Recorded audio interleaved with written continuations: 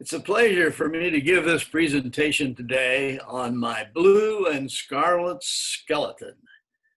Perhaps the following poem, author anonymous, will help you on your path to figuring out the mystery of why this title.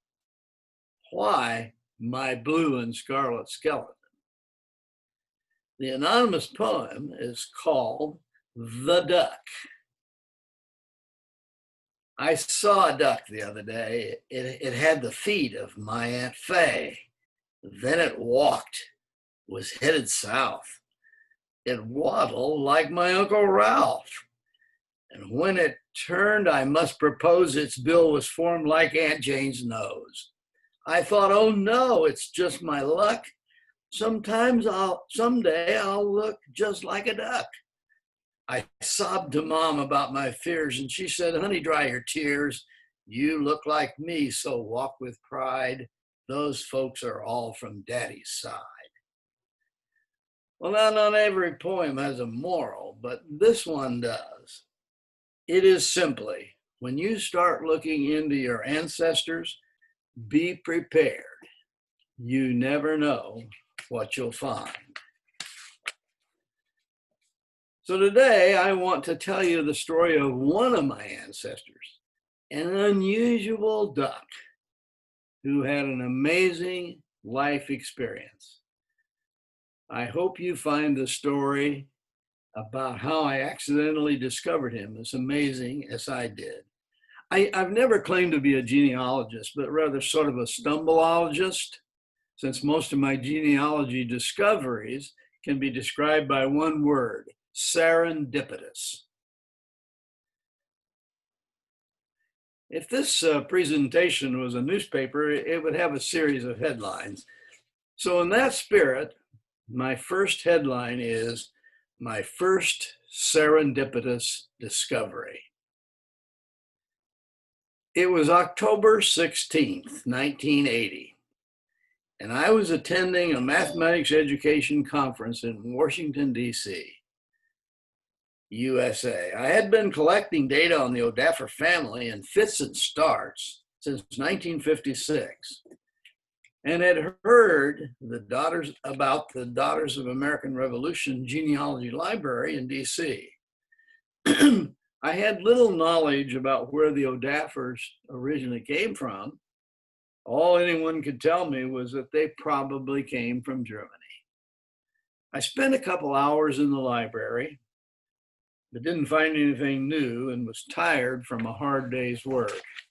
As usual, I glanced at the books on the shelves as I was walking down the aisle to leave the library. There it was, a book on the shelf that I accidentally glanced at. German mercenary soldiers who fought for the British in the Revolutionary War by Clifford Neal Smith. I thumbed through the book and was overjoyed to see the following on page 43.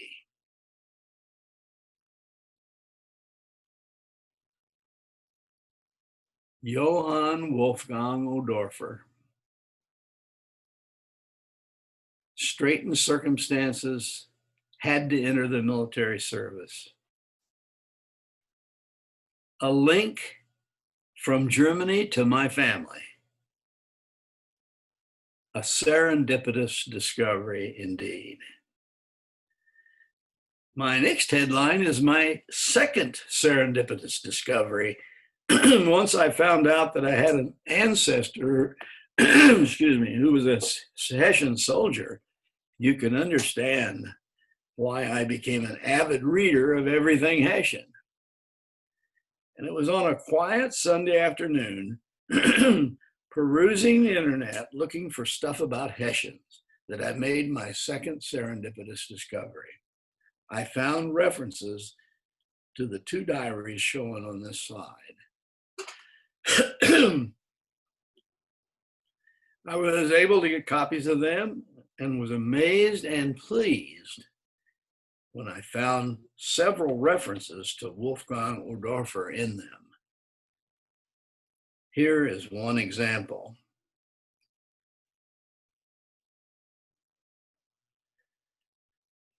Doesn't necessarily put Wolfgang in a great light, but I would have taken anything then. I was able to get copies of them.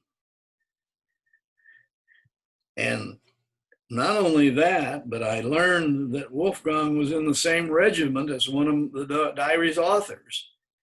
And I essentially had discovered a day-by-day account of what Wolfgang O'Daffer did in the Revolutionary War. A serendipitous discovery for sure.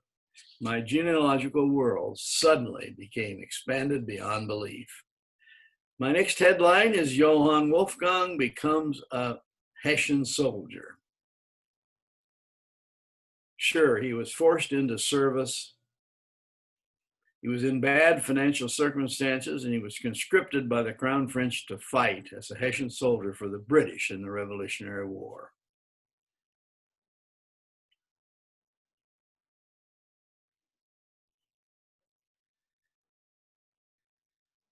On October the 25th, 1977, he mustered out of Friesdorf in Ansbach, Germany, leaving his wife and 2 children behind. He probably told them he would be back this time next year, but it wasn't to be. His wife, Maria Margarita, probably wondered if she would ever see him again. And the next headline is Johann to America. It had taken Wolfgang and his fellow Hessians over 11 months, including 22 weeks at sea, to get from Ansbach, Germany, to their first camp in America.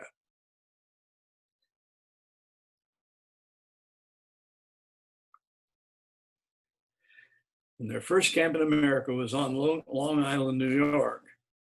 From marching delays imposed by kings and territories through which they had to pass, to cold winter weather, the trip on land was horrendous. And from scarlet fever on the boat to severe fog and headwinds, the trip at sea took way too long and caused too many hardships. But they finally arrived in America and were signed to the task of guarding the territory of Rhode Island. My next headline is Wolfgang O'Daffer fights at Yorktown. Who knew when the first fight with the colonists would begin? Little did Wolfgang know that it would be 11 months and only one major skirmish with those pushover colonists before Wolfgang and his regiment would muster out of Rhode Island. But they did, and they sailed toward Yorktown with the knowledge that it could be the deciding battle of the war.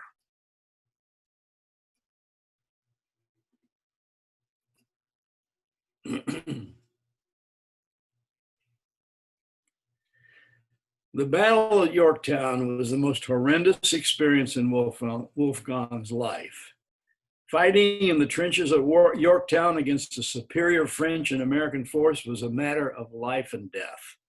As the cannonballs kept whizzing by his head and the deafening noise of the constant explosions made him feel crazy, the French and American forces pushed the British and Hessians back to the sea.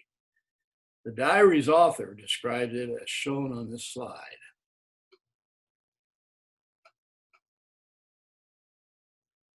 Bombs and cannonballs raining down our entire line.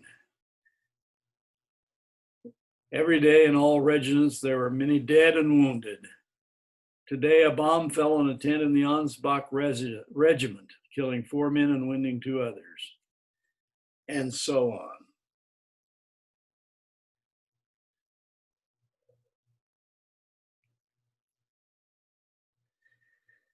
Many of his fellow Hessians had been killed, and when word came that the British commander Cornwallis was planning to escape by the New York River, leaving the Ansbach regiments as a sacrificial rear guard, Wolfgang knew his last hope of making it out of the Battle of Yorktown alive was shattered.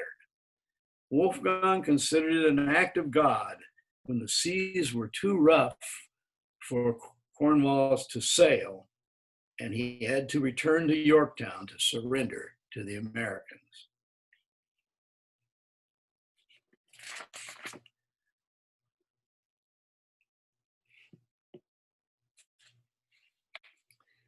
Dolia's diary describes the surrender. The Battle of Yorktown, culminating in the surrender of the British commander Cornwallis to the American and French commanders Washington and Rochambeau on October 19, 1781, turned the tide decisively toward the Americans in the Revolutionary War. Wolfgang, on the losing side, was a major part of it. Well, the next headline is Wolfgang incarcerated in Virginia.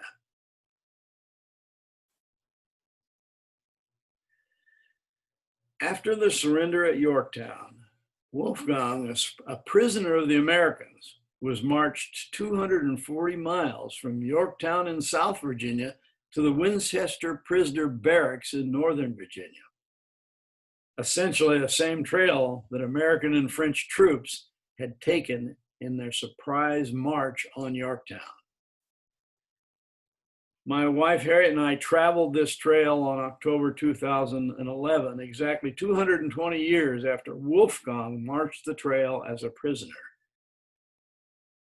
You could see the illustrated article on my family website.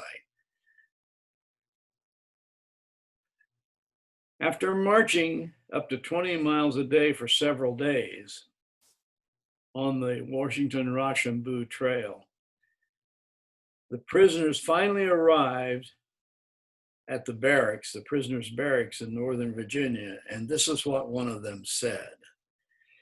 "If this is to be our winter quarters, may God have mercy upon us. Numerous wretched huts built with wood and clay, most of which either have no roofs or poor roofs, no cots, only poor fireplaces, neither windows nor doors, and lie in the middle of the forest. We already have many sick and fatigued people, which is not surprising." Well, the next headline is Wolfgang deserts to fight with the Americans. As time went on, recruiters from the American forces, notably Colonel Armaud's Light Horse Division, visited the Winchester Barracks, giving prisoners the opportunity to fight for the Americans. He offered a new life and land for their service. It hadn't been a difficult decision for Wolfgang to join the American forces. He had never felt really good about fighting the Americans, since so many of them were people like him, even from his own area of Germany. And it was a way out of those god-awful barracks. And so Johann O'Daffer took the American name John O'Daffer, Johann O'Daffer took the American name John O'Daffer, joined up, and the deed was done.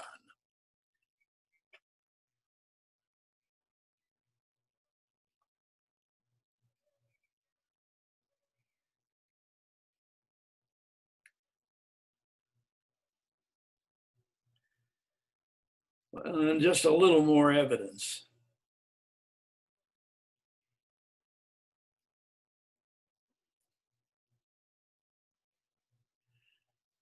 Also from Dolia's diary, they give a list of deserters that were listed by Statler, who was a historian, and a list of Armaud's Light Horse Corps. And that list indicates that the following Ansbach soldiers joined the Light Horse, and John O'Daffer's name was among them. And this also appeared in other references. And finally, a description of Wolfgang's task.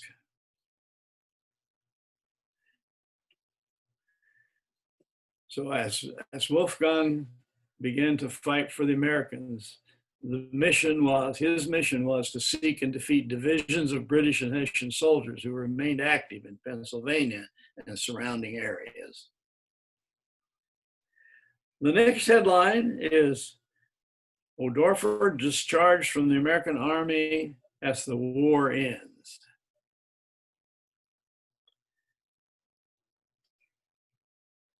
I'll take that slide back, but just wait for a minute. As always, some good news and some bad news. The bad news was that Wolfgang had received news from Germany that his daughter had died of the dreaded influenza, and his wife too was sick with it. And the good news was that after a year fighting with the Americans, the war ended and Wolfgang was discharged. You can imagine Colonel Armand riding his magnificent horse, thanking his troops, and officially discharging them.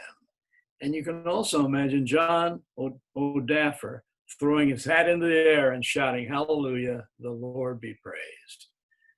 The next headline is Wolfgang begins a new life in America, and we're ready for this slide. Very soon after discharge, John returned to Germany to see his wife, who succumbed to influenza while he was there. After grieving, he decided to return to America and to bring his young son George here as soon as he could. Not long after his return to America, John began to work for farmers in Franklin County, Pennsylvania.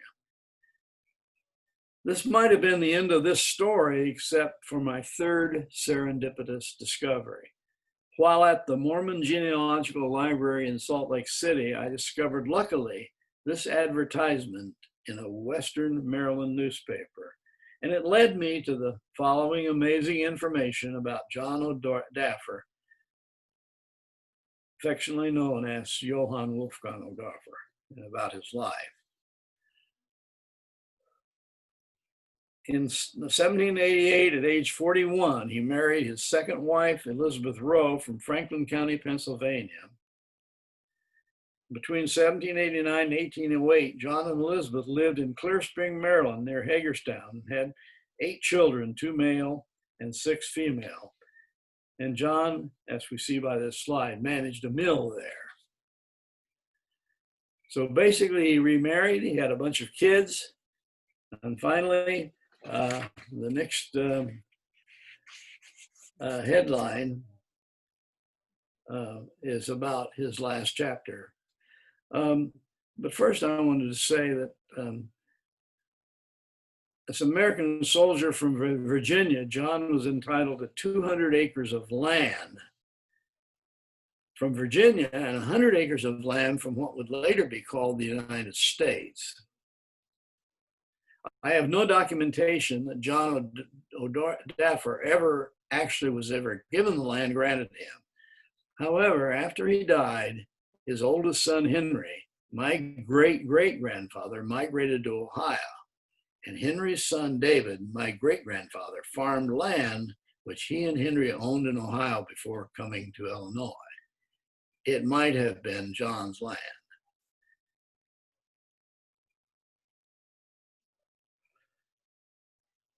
Final headline is Wolfgang's last chapter.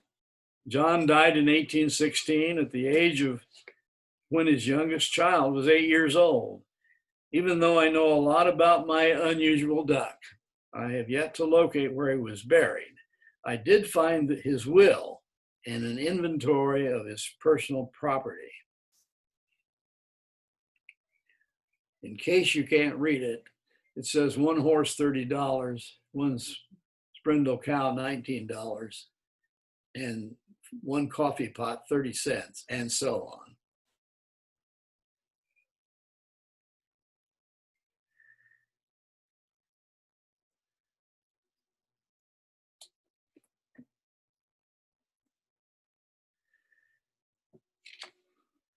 I guess the final headline would be the final take on John O'Daffer. To go back to the title of this talk, my unusual duck ancestor is a blue and scarlet skeleton in my ancestral closet, because in his blue and scarlet uniform, he fought as a Hessian soldier against the Americans in the Revolutionary War. Not a popular thing to do in the eyes of patriotic Americans. That wasn't the end of it. Like the biblical Saul becoming Paul on the Damascus Road, John saw the error of his ways and had the courage to defect and go in a new direction. ending up loyal to the American cause and fighting courageously for it. Thus, in 2012, coming back to the DAR library where I discovered Johann Wolfgang in 1988, in 2012, the National Society of the Sons and Daughters of the American Revolution evaluated John's contributions and declared him a patriot. Patriot number 206566 for the DAR and Patriot number 187957 with the SAR. What started out as a discovery of him in the DAR library ended in Wolfgang being listed as a patriot there. And if there is such a measure as hassle factor number, Johann Wolfgang, who lost his wife and daughter, avoided scarlet fever on board ship, and made it through Yorktown battle after being deserted by his commander, would have the highest hassle factor number possible. Obviously, I am very grateful that his life was spared, and I'm honored to be here today to relate his amazing story. Thank you.